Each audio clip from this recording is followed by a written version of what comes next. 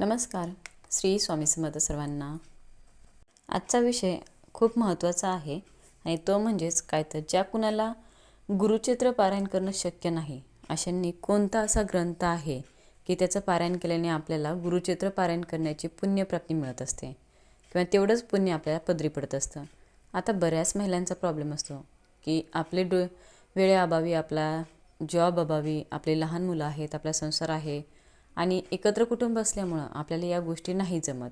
नियम अटी सगळ्या गोष्टी ज्या असतात गुरुचरित्राला ते पालन करणं शक्य होत नाही आणि त्यामुळे आपण असं वाटतं की आपण काय करावं की आपल्याला गुरुचरित्र केल्याचं पुण्यप्राप्ती मिळेल. असं असेल तर यासाठी आपल्याला एक असा ग्रंथ आहे, तो ग्रंथ वाचन केल्याने नियमसुद्धा कमी असतात आणि तो ग्रंथ आपण कमी वेळामध्ये वाचन करू शकतो. तर हा ग्रंथ आहे की संक्षिप्त श्री गुरुचरित्र. या ग्रंथाचं आपण वाचन केल्याने, मनन केल्याने, उपासना केल्याने आपल्याला श्री गुरुचरित्र या ग्रंथाचं पुण्यप्राप्ती मिळत असते. तर या ग्रंथामध्ये त्याची एका ओळीचं सगळं काही विस्तारपूर्वक दिलेलं आहे, म्हणून या ग्रंथाचं पारायण आपण करू शकतो. संक्षिप्त श्री गुरुचरित्र हे किती अध्यायाचं आहे, तर संक्षिप्त श्री गुरुचरित्र हे कोणत्या प्रकाशनाचं घ्यावं, हे वाचन करत असताना कोणते नियम पाळायचे, गुरुचरित्रासारखेच याला पण नियम आहेत का, पूर्ण माहिती आजच्या व्हिडिओमध्ये घेणार आहोत. त्यामुळे व्हिडिओ कुठेही स्किप न करता शेवटपर्यंत नक्की बघा. हा जो ग्रंथ आहे त्रिवेणी प्रकाशनाचा आहे, तर तोच तुमच्याकडे असेल असं नाही, तुमच्याकडे वेगळा पण असू शकतो. प्रत्येकाकडे वेगळा असतो. 52 अध्याय आहेत. यामध्ये 52 अध्याय एकूण येत असतात. तुमच्याकडे जो ग्रंथ असेल त्यामध्ये बघा, त्यामध्ये बघू शकता तुम्ही 52 अध्याय आहेत. जो तुमच्याकडे आहे ग्रंथ त्यामध्ये 7 अध्यायसुद्धा असू शकतात. हे अध्याय जे आहेत अगदी एका पानाचा एक अध्याय अशा पद्धतीने आहेत. 7 अध्यायाचा जो ग्रंथ असतो त्यामध्ये पहिला अध्याय खूप मोठा येत असतो. या पद्धतीने असतो, म्हणजेच वर्गीकरण वेगवेगळ्या पद्धतीने असतं, त्यामुळे काही टेन्शन घ्यायचं नाही. हा जो ग्रंथ आहे तो तुम्हाला संक्षिप्त श्री गुरुचरित्र ही जी प्रत आहे तर ही सगळ्यांजवळ सारखीच असते. कुठल्याही प्रकाशनाचं असू द्या, तुम्ही करू शकतात. आता या ग्रंथाचं पारायण करण्यासाठी कशा पद्धतीने आपण करायचं, आता 9 तारखेपासून ते 15 तारखेपर्यंत श्री गुरुचरित्र या ग्रंथाचं पारायण सप्ताह कालावधीमध्ये चालणार आहेत. पण मात्र तुम्हाला जर एक पारायण करायचं असेल तर या ग्रंथाचं त्या पद्धतीने पण करू शकतात. तुम्हाला जर दररोज एक पारायण करायचं म्हणजेच 9 तारखेपासून 15 तारखेपर्यंत 7 पारायण तुमचे होत असतील तर तुम्ही त्या पद्धतीने सुद्धा करू शकता.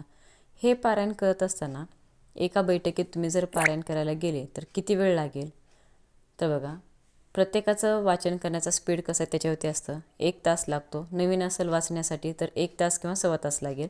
त्यांना स्वामीचरित्र सारामृत जो नित्याचं पठण आहे, नित्यसेवेमध्ये आपण पठण करतो अध्यायाप्रमाणेच, म्हणजेच तेवढाच ग्रंथ हा येत असतो 21 अध्यायासारखंच. त्यामुळे घाबरू नका. आणि सप्ताह जर वाचन करायचं असेल 52 अध्यायाचा तुमच्याकडे असेल ग्रंथ तर सप्ताह कालावधीमध्ये सुद्धा तुम्ही वाचन करू शकतात. रोजचे अध्याय हे वेगवेगळे असतात आणि जर तुम्हाला एक ग्रंथ म्हणजे एक पाठ जर एक पारायण जर एका दिवसाला करायचं तर असे 7 पारायण तुम्ही 7 दिवसांमध्ये करू शकतात. पहिल्या दिवशी संकल्प करावा आणि नंतर स्वामी महाराजांना, गुरु महाराजांना साकडं घालावं, अभिषेक वगैरे सगळं पंचोपचार पूजा करा, पाठ मांडणी करा, महाराजांची पूजा करा, पाठ मांडणी करावी. ज्या पद्धतीने गुरुचरित्र पारायण करण्यासाठी तुम्हाला पाठ मांडणी शक्य झाली तर तुम्ही पाठ मांडू शकता. नाही तुम्हाला शक्य होत तर देवघराच्या समोर बसून तुम्ही या ग्रंथाचं पारायण करू शकतात. त्यात काही म्हणजे असं काही पुण्यप्राप्ती मिळणार नाही असं काही नाही. शेवटी तुमची इच्छा, तुमची श्रद्धा. पाठ मांडावा नसेल तर नाही मांडला तरी चालेल. या ग्रंथाचं पारायण करत असताना दररोज एक पाठ करायचा. तर बघा सप्ताह पद्धती कशी असते तर यामध्ये दिलेली आहे. सप्ताह पद्धतीसुद्धा या ग्रंथात दिलेली आहे. पारायणाची 52 अध्याय आहेत. तर पहिल्या दिवशी 1 ते 7 अध्याय, दुसऱ्या दिवशी 8 ते 17 अध्याय, तिसऱ्या दिवशी 18 ते 27, चौथ्या दिवशी 28 ते 34, 5वा दिवस जो असेल त्या दिवशी 35 ते 37, 6व्या दिवशी 38 ते 43, 7व्या दिवशी 44 ते 52. या पद्धतीने आपण पाठ करायचा आहे. ज्यांचे खूप लहान मुलं आहे त्यांना काहीच करणं शक्य नाही, त्यांनी या पद्धतीने करा, म्हणजे 7 दिवसात तुमचं एक पारायण पूर्ण होईल. तर या ग्रंथाचं ज्यांना कोणाला 7 पारायण करायचे आहेत 7 दिवसांमध्ये, त्यांनी काय करायचं, एक पारायण करणार आहे त्यांनी पण काय करायचं, हे सगळ्यांना नियम सारखेच असतील. आपण जेव्हा पारायण करणार आहोत पहिल्या दिवशी तर तुम्ही पहिल्या दिवशी संकल्प करायचा. संकल्प करत असताना तुम्ही 7 दिवसात 7 पारायण करणार आहोत. तसं संकल्पामध्ये सांगायचं. तुमचं नाव, गोत्र सगळं काही घेतल्यानंतर तुम्ही पारायण किती करणार आहात हे तिथे तुम्हाला सांगायचं आहे. 7 पारायण करायचे असतील तर 7 तुम्ही. त्यानंतर तुम्हाला सांगायचं आहे की जर 1 पारायण करायचं असेल तर 1 सांगा, व 2 करायचे असतील तर 2 सांगा, 3 करायचे असतील 3 सांगा. तर अशा पद्धतीने तुम्ही करू शकतात. आपल्याला नियम अटीत संकल्प झाला, महाराजांची पंचोपचाराची पूजा झाली. हा ग्रंथ जो असतो आपण वरती ठेवावा. काढल्यानंतर या ग्रंथाची आपण पूजा करायची. ग्रंथाची पूजा करायची, नमस्कार करावा, धूपदीप ओवाळावा. ज्या पद्धतीने गुरुचरित्र ग्रंथाची आपण पूजा करतो, मान सन्मान देतो, आपल्या मनात भाव असतो, त्या पद्धतीने या ग्रंथाला नमस्कार करावा. पिवळं फूल व्हायचं आणि आपण महाराजांना सांगायचं की माझ्याकडून ही सेवा करून घ्या आणि त्यानंतर आपली पूजेला सुरुवात करायची.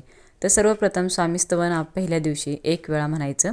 त्यानंतर तुम्हाला स्वामीस्तवन हे पहिल्या दिवशीच म्हटलं तरी चालेल, दररोज म्हटलं तरी चालेल, पण पहिल्या दिवशी म्हणायचंच आहे, नंतर नाही म्हटलं तरी चालेल.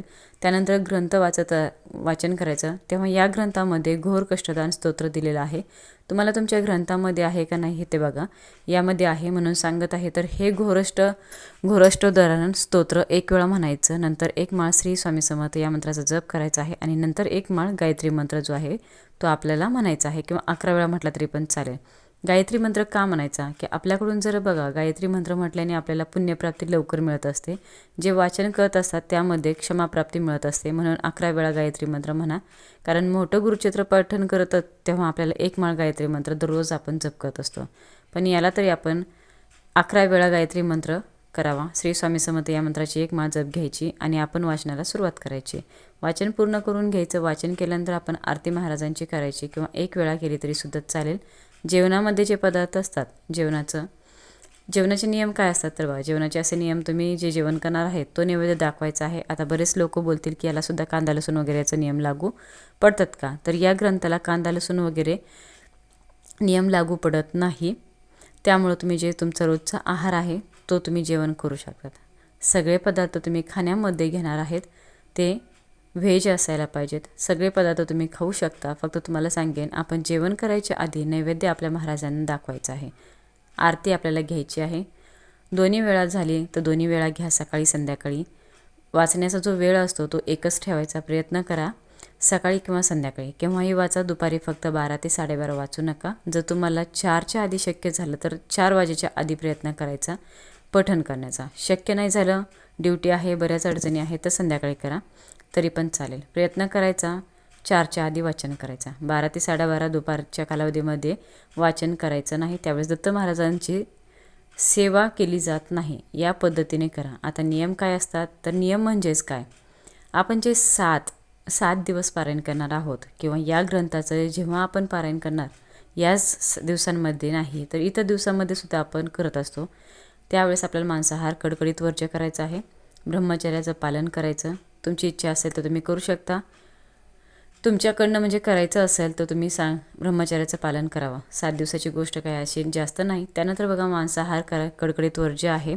अन्न वर्ज्य करायचं. काळे कपडे जे असतात ते कोणत्याही पद्धतीचे घालायचे नाहीत.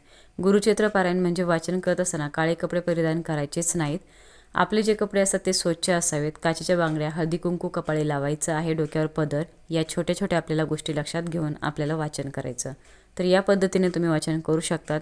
या ग्रंथाचं पारायण आपण करू शकतो. याचं उद्यापन कसं करायचं किंवा काय करावं. उद्यापनाला 4 नैवेद्य असतात, ज्या पद्धतीने गुरुचरित्राला असतात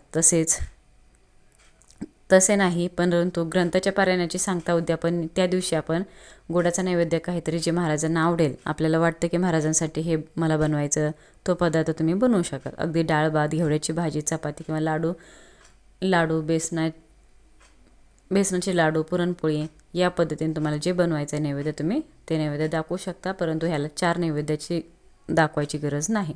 मग तुम्ही ब्राह्मणाला शिधा दान करा, किंवा एखाद्या मंदिरात केंद्रात जाऊन तुम्ही दान करा, गरिबांना अन्नदान करा. या पद्धतीने तुम्ही अन्नदान हे सगळ्यात श्रेष्ठ दान आहे. महाराजांना ते खूप आवडतं. तुम्ही गरिबांना अन्नदान करू शकतात. अन्नदान म्हणजे खायला पदार्थ देणे.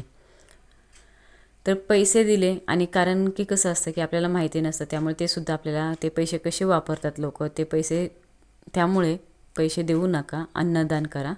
आपल्याला पुण्यप्राप्ती मिळत असते. म्हणून लक्षात ठेवा की या गोष्टी करायच्या आहेत. किंवा केंद्रामध्ये दान करा तरीसुद्धा चालेल. महाराजांच्या मंदिरात जाऊन त्याच्या चरणी त्यांच्या चरणी माथा टेकायचा. सांगता असेल त्यांना सांगावं, ही सेवा तुमच्या चरणी मी अर्पण करत आहे. अशा पद्धतीने हे संक्षिप्त श्री गुरुचरित्र ग्रंथाचं पारायण तुम्ही तुमच्या घरामध्ये करू शकतात. आणि नक्कीच याची पुण्यप्राप्तीसुद्धा तेवढीच आहे जेवढं गुरुचरित्र पारायणाची पुण्यप्राप्ती असते. अगदी 1 तास तुम्हाला लागत असतो आणि त्या पद्धतीने आपण करू शकतो. आता विष्णू सहस्रनाम वाचायचं का? तर या ग्रंथासाठी जसं आपण गुरुचरित्राला वाचतो तर नाही वाचलं तरी चालेल, वाचलं तरी पण चालेल. काही नियम नाही. फक्त तुम्हाला एवढं सांगायचं आहे की आपण महाराजांजवळ क्षमायाचना मागायची. भूल झाली असेल तर मला माफ करा. कोणाला निंदा म्हणजे आळस करू नका, कोणाला वाईट बोलू नका, शिवीगाळ करू नका, भांडण करू नका. आपलं नामस्मरण सतत ठेवा. दिगंबरा दिगंबरा श्रीपाद वल्लभ दिगंबरा या नामस्मरणामध्ये तुम्हाला अवश्य राहायचं आहे. तुम्हाला महाराज काहीतरी संकेत दृष्टांत देत असतात. त्यामुळे या ग्रंथाचं पारायण करून आपल्या माऊलींच्या चरणी सेवा अर्पण करू शकतो. मग ज्या गुरुचरित्र पारायण करणे शक्यच नाही तर त्यांनी या ग्रंथाचं पारायण नक्कीच करा. सांगितलेली सेवा महाराजांच्या चरणी अर्पण करते. जास्तीत जास्त लोकांपर्यंत हा व्हिडिओ शेअर करा. सर्वांना श्री स्वामी समर्थ.